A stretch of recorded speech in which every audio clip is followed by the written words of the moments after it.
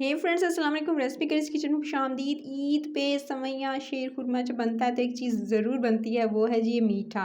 ये मज़ेदार सा मीठा जिसे मैंने बनाया है आपके लिए स्पेशली। तो किस तरह से बनाया है, बिस्मिल्लाहिर्रहमानिर्रहीम। इसके लिए सबसे पहले आपने एक कढ़ाई के अंदर शामिल करना है दूध को। अच्छा, मैंने 1 केजी 1 किलो दूध लिया है और इस दूध को आपने उबलने के लिए छोड़ देना है हल्की आंच पे, ताकि इसके ऊपर एक मलाई की एक लेयर जब तक नहीं आ जाती आपने इसे उबलने देना है। लेकिन आंच हल्की रखिएगा जब तक उबाल जाए, ऊपर ना आ जाए। आपने जब तक दूध उबल रहा था आपने क्या करना है, आपने लेना है 1 कप चावलों का, वो भी बॉयल किए हुए। इसके अंदर नमक वगैरह मत ऐड कीजिएगा। सिंपल चावलों को धोकर वॉश करके इसके मट्टी वगैरह साफ़ करके उसके बाद आपने इसको अच्छे से जी पतीले में थोड़े से पानी डालकर आपने इसे बॉयल कर लेना है। सिंपल आप उबाल लेंगे चावलों को बगैर नमक के। और जी ये देख सकते हैं चावल को उबाल लिया था, अच्छे से फुली उबले होने चाहिए। फिर उसके अंदर थोड़ा सा आपने पानी शामिल करना है, यानी 1 कप चावल तो उसके अंदर तकरीबन आधा कप से भी कम पानी शामिल कीजिएगा और इसका एक पेस्ट सा बना लीजिएगा। पानी की बजाय अगर आप चाहें ज़्यादा अच्छा बनाना चाहते हैं क्रीमी, तो इसके अंदर दूध भी शामिल कर सकते हैं, यानी दूध के साथ इसको ब्लेंडर में डालकर ब्लेंड कर लीजिएगा और इस तरह से पेस्ट बना लीजिएगा। मोटा मोटा पेस्ट बनाना चाहते हैं तो मोटा भी बना सकते हैं, बारीक बनाना चाहते हैं तो बारीक बना सकते हैं। ये देख सकते हैं दूध इतना उबला है कि इसके ऊपर एक बालाई की एक लेयर सी आ गई है, यानी अब परफेक्ट है दूध के, अच्छा सा गाढ़ा हो चुका है। जैसे थोड़ी सी बलाई की लेयर आई तभी मैंने इसके अंदर शामिल कर दिया जो चावलों का पेस्ट बनाया हुआ है, बस आपने इसके अंदर शामिल कर देना है और इसको बहुत अच्छे से आप अपने पकने के लिए दरमियानी हल्की से दरमियानी आंच पे आपने छोड़ देना है। जितना पकाएंगे उतना अच्छा इसके अंदर टेस्ट आएगा, आपकी बहुत ज़्यादा अच्छी फिरनी या खीर बनेगी। ज़्यादा देर नहीं पकाते हैं, जल्दी जल्दी काम करते हैं तो उससे क्या होता है, वो जायका नहीं आता है जो कि आना चाहिए। इसीलिए आप इसे हल्की से दरमियानी आंच पे रखेंगे तो रेस्टोरेंट जैसा या जितना आप शादियों में मीठा खाते हैं उस जैसा टेस्ट आएगा। जी इसको मैं हल्की आंच पे छोड़ी हूँ, फिर लेकर इसमें थोड़ी सी जो है मैं पिस्ते और बादाम डाल के इसको पकने के लिए छोड़ दूँगी। सिंपल जो है वो चावलों की जो खीर बनाने के लिए बस इस स्टेज पे मैंने डाले हैं थोड़े से पिस्ते और बादाम और इसको पकने दूँगी बस हल्की आंच पे 4 से 5 मिनट, बिल्कुल चम्मच चलाते हुए, ताकि इसके अंदर 1 से 2 बॉयल आ जाएँ। जब तक आपने इसको हिलाना है ताकि नीचे ना लगे। ये देख सकते हैं अच्छे से ये पक रही है। बस अब आपने इस फिरनी के अंदर थोड़ी सी शामिल कर देनी है। ये देख सकते हैं इतना हल्का भी, ये बिल्कुल इसके अंदर जो है वो दूध उसी तरह से, उसी क्वांटिटी यानी उतनी है, अभी कम नहीं हुआ है दूध। पकते हुए जैसे थोड़ा सा टाइम गुजरा मैंने इसके अंदर शामिल कर दिया है 4 से 5 हरी इलायची जो है उसका पाउडर, यानी उसके बीज निकाल कर उसको पीस कर मैंने जी आपके सामने इसके अंदर शामिल कर दिया। तकरीबन जो है वह तकरीबन 1 से 1.5 टीस्पून है, कह सकते हैं पिसे हुई जो हरी इलायची थी। और उसके बाद आपने इसके अंदर शामिल करनी है चीनी। अच्छा, चीनी की मकदार कुछ लोग कम मीठा खाते हैं, कुछ ज़्यादा खाते हैं, तो मैंने इसके अंदर 1 कप चीनी शामिल की है। ये आधा कप का था, 2 दफ़ा डाला है मैंने। तो 1 कप भर के आपने चीनी डाल देनी है इसके अंदर, और ये तकरीबन 200 ग्राम के करीब थी चीनी।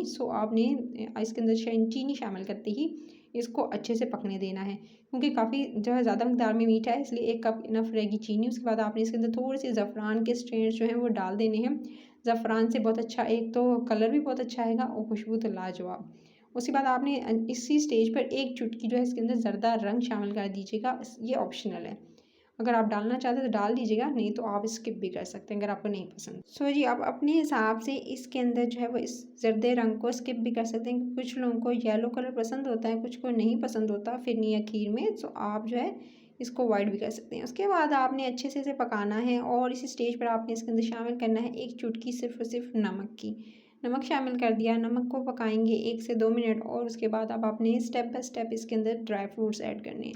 सबसे पहले नारियल का बुरादा जाएगा, तकरीबन मैंने आधा कप के करीब इसके अंदर नारियल का बुरादा यूज़ किया है। नारियल का बुरादा शामिल करते ही इसको पकाऊंगी तकरीबन 4 से 5 मिनट। जो अब आपने यानी ड्राई फ्रूट्स जब तक डालते जाने हैं, बस वो 4 से 5 मिनट का टाइम होगा टोटल। बस इसी 4 से 5 मिनट में आपने, जब तक खीर बहुत अच्छी गाढ़ी भी हो चुकी होगी, बस इसी में dry fruits step by step आप डालते जाएंगे, यानी लेयर लगाते जाएंगे इसके अंदर। तो आपने बस इसके अंदर डालना है पहले नारियल का बुरादा, फिर उसके ऊपर आपने काजू जो है थोड़ा चॉप करके, मैंने तकरीबन आधा कप के से करीब लगभग थे, वो मैंने इसके अंदर शामिल कर दिए और जी इसको पकाया। ये देख सकते हैं गाढ़ी हो चुकी है। बस इसको 1 से 2 मिनट मज़ीद पकाऊंगी, इससे ज़्यादा इसको नहीं पकाना है। बस जब इस स्टेज तक आ जाएगी बिल्कुल, ये देख सकते हैं इसकी क्वांटिटी भी काफ़ी हद तक कम हो चुकी है। बस आपने 1 से 2 मिनट मज़ीद पकाना है और उसके बाद आप इसे चूल्हे से उतार लें और ठंडा कर लें।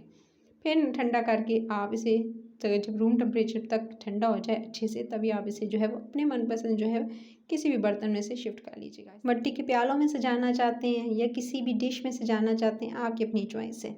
सो जी, साइडों पे मैं डाल रही हूँ नारियल का बुरादा। तमाम जितने भी आपको नज़र आ रहे हैं ना प्याले, उसके साइडों पे मैं लगाऊंगी नारियल का बुरादा। नारियल का बुरादा यानी जो पिसा हुआ नारियल है वो इसके साइडों पे लगा दिया। साइड में मैंने थोड़ी सी रखी, ये जी मेरे पास था शर्फ़ी मुरब्बा, वो मैंने इसके ऊपर डाल दिया।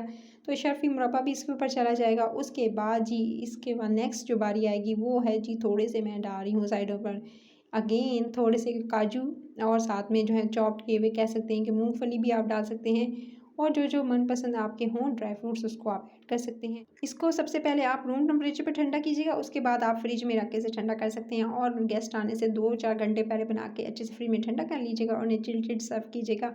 ऊपर से आप पिस्ते भी डाल लें, उसके अलावा बादाम भी डाल लें, और जो जो ड्राई फ्रूट्स हैं आपके पास अवेलेबल वो सारे सारे आप डालते जाएंगे। और लास्ट में जो आखिरी टच देंगे ना वो गाइस, वो एक बहुत ही रिच एंड क्रीमी होगा वो जी। आप इसके ऊपर, मैं भी आपको बताऊंगी आप इसके ऊपर और क्या चीज़ें डाल सकते हैं। सो सारे ड्राई फ्रूट्स मैंने इसके ऊपर डाल दिए थे अच्छे से, बादाम भी डाल दिए, जो जो ड्राई फ्रूट्स थे वो मैंने इसके ऊपर लगाने के बाद फिर जी नेक्स्ट बारी आती है जी, आप इसके ऊपर डालेंगे थोड़ा सा जी चांदी का वर्क। चांदी के वर्क से सजावट करेंगे तो लीजिए जनाब, परफेक्ट मीठा तैयार है। अगर आपको रेसिपी अच्छी लगी तो इसे ईद पे ज़रूर ट्राई कीजिएगा। लाइक शेयर और चैनल को रेसिपी करिए, चैनल को सब्सक्राइब करना नहीं भूलिएगा।